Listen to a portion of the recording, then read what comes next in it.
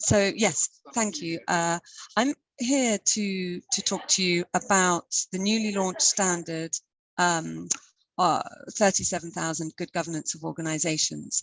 And I'm focusing on this. I hope it will be a useful tool for the world in general, but also for you in the work that you do.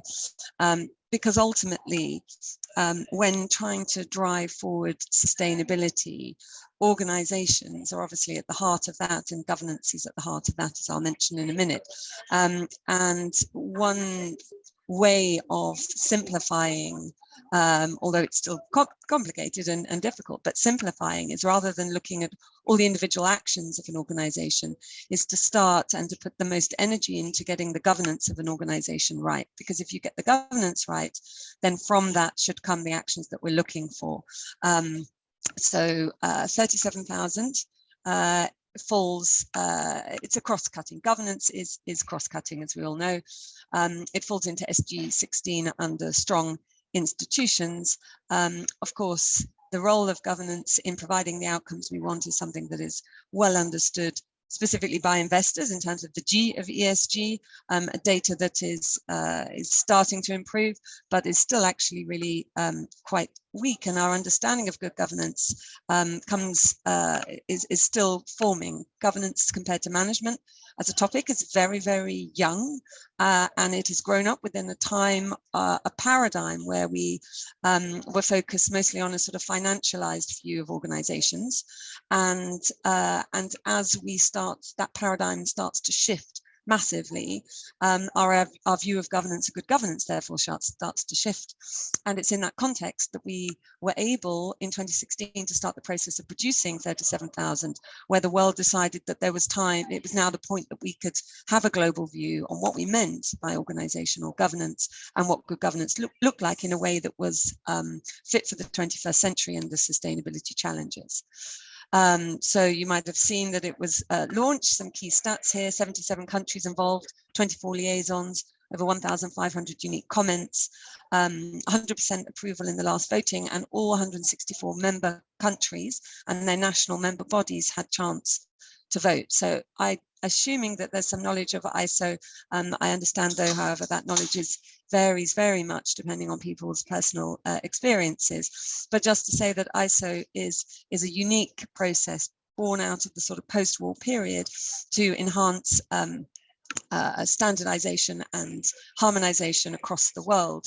And it is a very democratized, multi-stakeholder process, which also puts it in a wonderful position for being able to really be the sort of formats to bring the global voice to bear.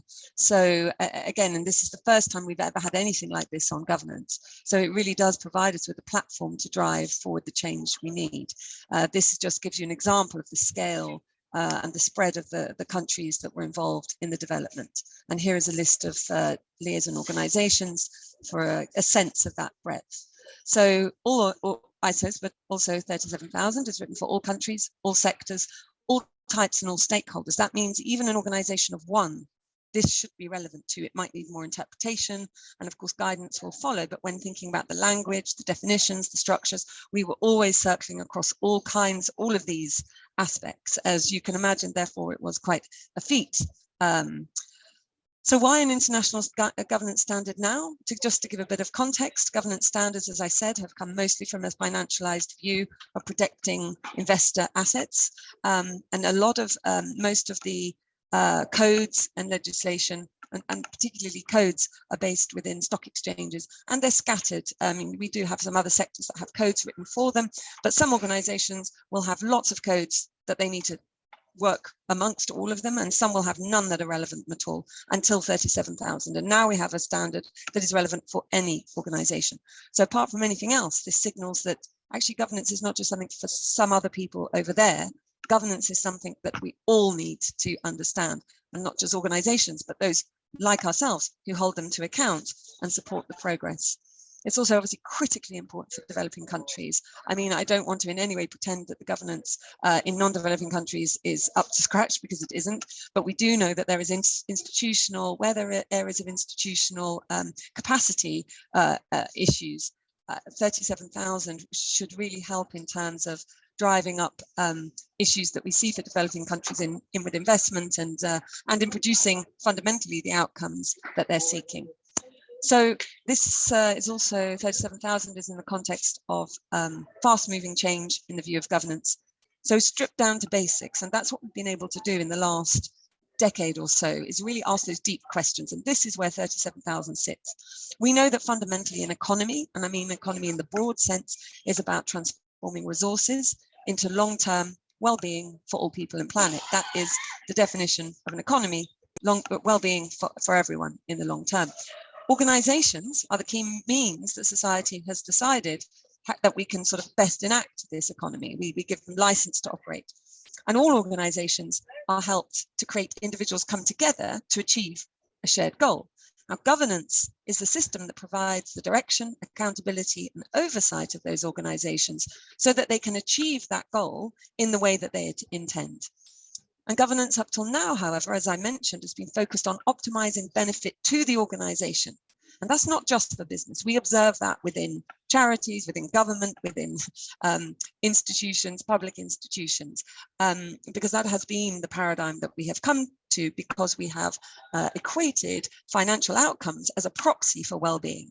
And now we know that that's not working. This is the nature of the paradigm shift. And we now move towards a goal of focusing directly on the ends of the economy, which is long-term well-being for all, and the health of the social and environmental systems that this depends on. And those have so far, up till now, we've been quite myopic in the way we've seen the role of organizations and what they're accountable for. So those ends and those means have been out of scope. That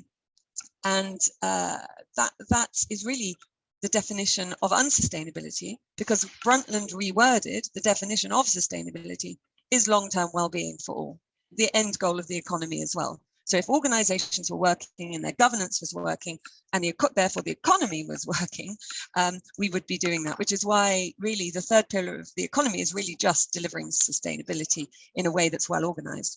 So the view, as I was saying, we now have a changing view, and ISO really 37,000 in my view, and of course I was convening the process for the 5 years, but I was there to bring the consensus out. And I would say ISO 37,000, this shift sets the scene and the structure for this. And another way, and this is a diagram I use in a number of areas, this is Daly's triangle, if you've heard of Daly, and it really shows the sort of, we've been stuck in this middle of the triangle, and governance has been for this middle of the triangle as we extend to both well-being outcomes as the purpose of organizations, but also protecting and enhancing the means there as the sort of the underpinning. Then you get the full sustainability system, the ends, the means, and the mode, but that system needs therefore governing. So the scope of the standard is guidance primarily. It's written for governing bodies. The governing body should, that's how it's written, but it's also obviously for stakeholders who are looking to hold organizations to account. So here is the standard in terms of the overview of it. You can see there are 11 principles, and these are organized into primary, foundational, and enabling. In the center is purpose, and this is a stakeholder relevant purpose. It defines that the governing body's role is to define purpose and to define clearly values, and purpose and values go together.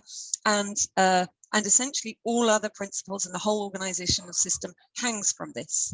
So strategy and risk and everything should be in relation to, is this delivering the purpose in the way that we intend it to do that. In terms of foundational principles, we have value generation, which is really connects with the sort of impact reporting, impact on capitals, for example, and understanding what value really you're trying to generate in order to achieve your purpose. Strategy, so the standard outlines the role of strategy and the role of the governing body in strategy. Then oversight and accountability. So really the sort of value generation, strategy, and purpose of the direction aspects. Accountability and oversight are the other two aspects of that core feature of governance. And then around the outside, you can see we have stakeholder engagement, leadership, data and decisions, risk governance, social responsibility, and viability and performance over time. And all of these principles work together to create the outcomes of responsible stewardship, effective performance, and ethical behavior, which in total then is aligned with sustainability. as well as providing detailed guidance in terms of principles and behaviors that would demonstrate the principles. It also has some very important contributions to aligning and simplifying language, giving definitions that can help us again move forward on delivering the governance we need, rather than spending a lot of time not really being clear what we're even talking about when we're talking about governance.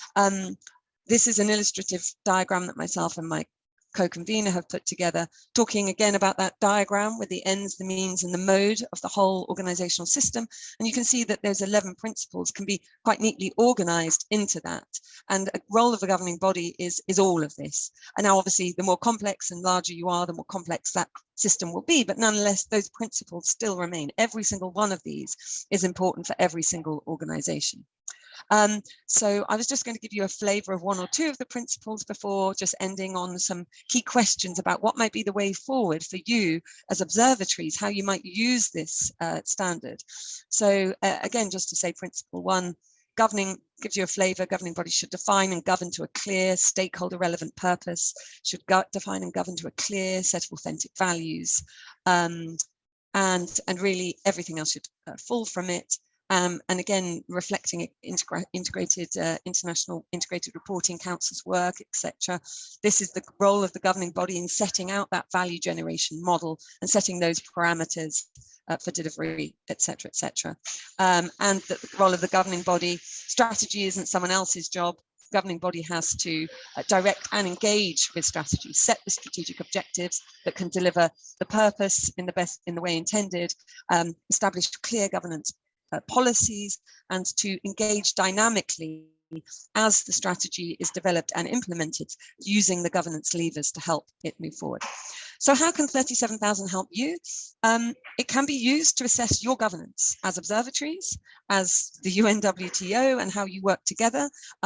In the standard, we talk about governing bodies and governing groups. Governing groups being sort of not having ultimate accountability, but having governance responsibilities at a sort of sub-board level. That might be a structure that you can also help to understand the way that you're operating. And ISO's Central Secretariat, for example, have already assessed themselves against this standard. So it is possible, while it's guidance standard, there aren't, sort of accreditation bodies, but there's enough detail in there to be able to have that sense of, oh, well, how are we doing on this? What are we doing on it? Secondly, it can be importantly used to assess the quality of the governance of those you're observing. And that's really the crux point here, in a way that is aligned with global norms and aligned with delivering sustainability. So if you were to, for example, go through a journey to say, as observatories, what does this mean? How might we use this standard to assess and understand our organizations in terms of their governance? And I say assess and understand because whilst we have some metrics of governance in the G of ESG, for example, these are very scant. They really are. I worked with the UN on the methodology for 12.6.1 and the core indicator methodologies. At the most, they kind of say that warm bodies met in a room not that often, and they weren't all male and they weren't paid too much. Those are the sorts of indicators we currently have. And whilst they're progressing, and we're working on two new standards, 37,005 and 37,006, that are about how a governing body uses indicators and what indicators of good governance might be based on 37,000. They should be out within a year or so. But even then, we've got a long way to go till we have a nice simple set of indicators that are benchmarkable. We really need assessment and coaching, and I can hear from your presentations how you're working with your stakeholders, and working with them to improve their governance would be a leverage point in the system to drive sustainability across the world and your tourism organizations. So my recommended first steps, final slide, I would say digest the standard and understand in depth what it might do to help you achieve your objectives. Apply it to yourself first, so that you're really familiar with it and understand how it will help clarify areas of improvement and action and how it might be interpreted, and therefore what your tourism organizations might struggle with and how you might help them with that. And then maybe pilot with an observatory or observatories piloting, all of you maybe, or some piloting with some organizations, and then working through. So those are just some suggestions from me. Thanks.